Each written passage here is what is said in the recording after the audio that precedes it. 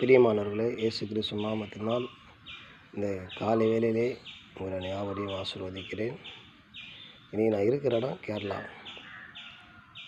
கர்த்தர் இங்கே கேரளாவுக்கு கொண்டு வந்திருக்கிறாரு. ஆமாம், கர்த்தர் பெரிய காரியங்களை செய்வார். அடுத்த 3ஆம் மாதம் 4ஆம் மாதம் மலேசியாவுக்கு போயிடுவேன். அதுக்காக நீங்கள் ஜெபித்து கொள்ளுங்கள்.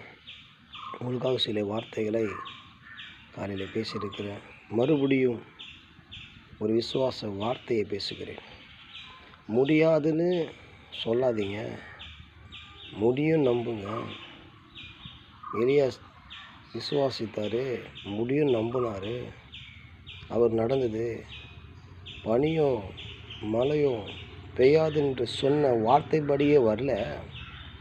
அப்போ நீ நானும் சொல்ல வேண்டியது என்ன?